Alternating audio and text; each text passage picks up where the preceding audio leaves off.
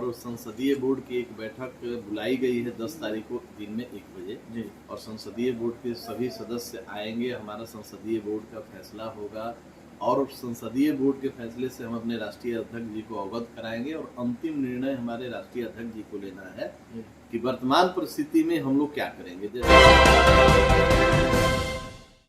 नमस्कार, आप देख रहे हैं सिटी पोस्ट और मैं हूं अभिषेक मिश्रा।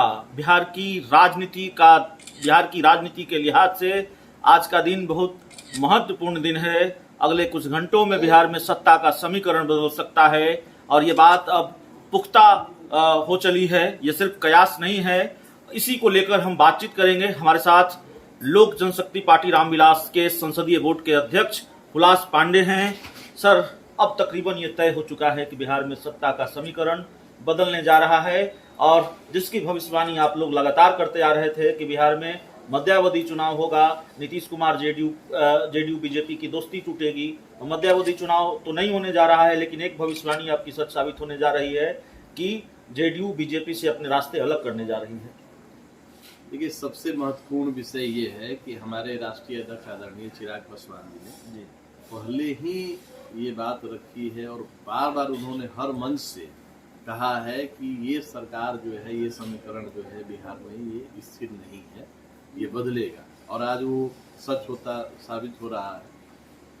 अब ये देखने वाली बात है कि ये बिहार में जो सरकार समीकरण बदल रही है, क्या बिहार के लिए ये समीकरण बदला जा रहा है या सिर्फ सत्ता सुख के लिए? हम बिहारियों के लिए ये जो परिवर्तन हो रहा है वो जायज हो रहा है या अपने लिए? तो जहां एक तरफ हमारे राष्ट्रीय अध्यक्ष आदरणीय चिराग पासवान जी की चिंता बिहारियों की है, बिहार फर्स्ट और बिहार फर्स्ट की है, वहीं दूसरी तरफ आप देख रहे हैं कि ये सत्ता का खेल कभी इस गठबंधन में कभी उस गठबंधन में जाकर सिर्फ अपने स्वार्थ को सिद्ध करने के लिए ये कार्य किया जा रहा है। लेकिन सर, जैसे हम पत्रकारों का काम बढ़ा हुआ है इस बदलते राजनीतिक घटनाक्रमों के बीच, वैसे ही आपकी व्यस्तता भी बढ़ने वाली है। ये सवाल मैं एक उस पार्टी के संसदीय बोर्ड के अध्यक्ष से पूछ रहा हूं जिस पार्टी पर सबकी निगाहें टिकी हुई है कि वो पार्टी भी क्या फैसला लेती है। लोक जनशक्ति पार्टी रामविलास के संसदीय बोर्ड के अध्यक्ष हैं आप, और जाहिर तौर पर जब नीतीश कुमार एनडीए से अलग हो जाएंगे तो फिर ये कयास लगाए जा रहे हैं कि आपकी एंट्री का रास्ता साफ हो जाएगा एनडीए में और उस फैसले में आपकी भूमिका बहुत महत्वपूर्ण होने वाली है संसदीय बोर्ड के अध्यक्ष के तौर पर। क्या सोच रहे हैं, क्या रणनीति हो सकती है?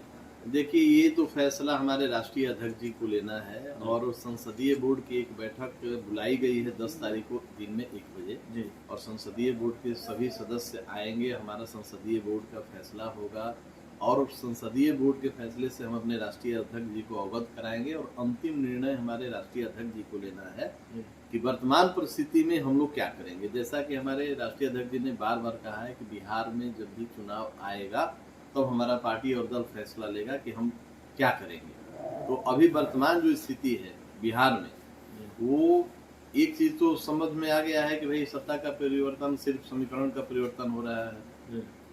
मध्यावधि चुनाव की भी जो हमारे राष्ट्रीय अध्यक्ष जी ने बार बार घोषणा की है, जब उन्होंने रखी है, हमको लगता है कि वो भी समय अब नजदीक आने वाला है। तो इसके लिए संसदीय बोर्ड की तरफ से हम लोग राष्ट्रीय अध्यक्ष जी को अवगत कराएंगे और अंतिम फैसला राष्ट्रीय अध्यक्ष जी को लेना है कि हम किस तरफ जाएंगे। एक आखिरी सवाल है सर कि ठीक है, आप इस भविष्यवाणी पर अभी कायम हैं कि बिहार में मध्यावधि चुनाव होगा, लेकिन अगर बिहार में मध्यावधि चुनाव नहीं होता है, सरकार बदलने तक बात सीमित रह जाती है, जिसके मुखिया फिर नीतीश कुमार होंगे, तो जाहिर तौर पर बीजेपी एनडीए के खेमे को, कुनबे को मजबूत करने की कोशिश करेगी।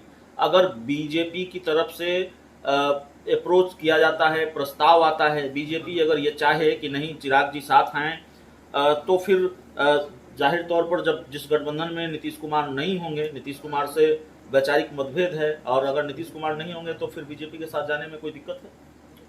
नीतिगत फैसला हमारे राष्ट्रीय अध्यक्ष जी हमेशा लेते आए हैं। जैसा कि अभी आपने देखा होगा कि एनडीए की तरफ से उम्मीदवार द्रौपदी मुर्मू को बनाया गया तो हमारे पार्टी की तरफ से समर्थन दिया गया, जो कि एनडीए के उम्मीदवार रही, फिर भी हमारे पार्टी और हमारे राष्ट्रीय अध्यक्ष जी ने समर्थन दिया है। तो ऐसे जो बिहार के लिए बेहतर होगा, जो बिहारियों के लिए फायदेमंद होगा, वैसा निर्णय हमारे राष्ट्रीय अध्यक्ष जी लेंगे और बिहार हित में निर्णय जरूर करेंगे समय पर कि अब बिहार की जो स्थिति परिस्थिति है, ऐसी परिस्थिति में कौन सा दल हमारे लिए उपयुक्त होगा जो बिहार को फर्स्ट और बिहारी को फर्स्ट बनाने के हमारी जो सोच है उसमें हमको मजबूत करेगा, हमारे सोच के साथ चलेगा, वैसे दल और पार्टी से ही हमारे नेता गठबंधन करेंगे। तो चलिए, जो चिराग पासवान की सोच के साथ होगा, जो चिराग पासवान के बिहार फर्स्ट बिहारी फर्स्ट को अपनाएगा, उसी राजनीतिक दल के साथ गठबंधन होगा, उसी राजनीतिक दल के साथ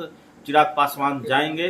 अब तकरीबन ये तय नजर आ रहा है कि एनडीए में अब माफ कीजिएगा, बिहार में दो राजनीतिक खेमे जरूर हैं, दो प्रमुख राजनीतिक खेमे हैं, लेकिन उन खेमों का गणित थोड़ा बदलने वाला है। महागठबंधन में वाम दल, कांग्रेस और आरजेडी, लेकिन अब बिहार के मुख्यमंत्री नीतीश कुमार भी उस महागठबंधन का हिस्सा। एनडीए में राष्ट्रीय लोक जनशक्ति पार्टी, एनडीए में जेडीयू, एनडीए में बीजेपी, एनडीए में हिंदुस्तानी अवाम मोर्चा, लेकिन जेडीयू अब एनडीए से बाहर जा रही है, ये तकरीबन तय है। और लोक जनशक्ति पार्टी रामविलास की एंट्री एनडीए में हो सकती है। चिराग पासवान के रिश्ते लगातार बीजेपी से सुधर रहे हैं, पहले भी बहुत खराब नहीं थे, और राजनाथ सिंह ने यहाँ तक कह दिया है आपको एनडीए से अलग हमने कभी नहीं माना। चिराग पासवान भी मानते हैं कि जब उनके पिता रामविलास पासवान की तबीयत खराब थी तो प्रधानमंत्री नरेंद्र मोदी ने उनका हौसला काफी बढ़ाया, उनको काफी ढाढ़स बनाया। चिराग पासवान अक्सर इसका जिक्र करते हैं। तो शायद अब चिराग पासवान, लोक जनशक्ति पार्टी रामविलास, उनकी पार्टी एनडीए का हिस्सा होगी। लेकिन फिलहाल इस खबर से ज्यादा, इस खेल से ज्यादा, इस खेल पर निगाहें टिकी हुई है कि राजभवन में मुख्यमंत्री नीतीश कुमार की गाड़ी कब प्रवेश करती है, और ये खबर कब आ जाती है कि बीजेपी कोटे के विधायकों को बर्खास्त किया गया है। ये खबर कब आ जाती है कि जो आरजेडी के विधायक हैं वो मुख्यमंत्री आवास पहुंचते हैं। ये खबर कब आ जाती है कि रात के अंधेरे में एक मुलाकात हुई, अब दिन के उजाले में तेजस्वी यादव और नीतीश कुमार कब मिलते हैं। फिलहाल इस रिपोर्ट में इतना ही। बहुत बहुत धन्यवाद।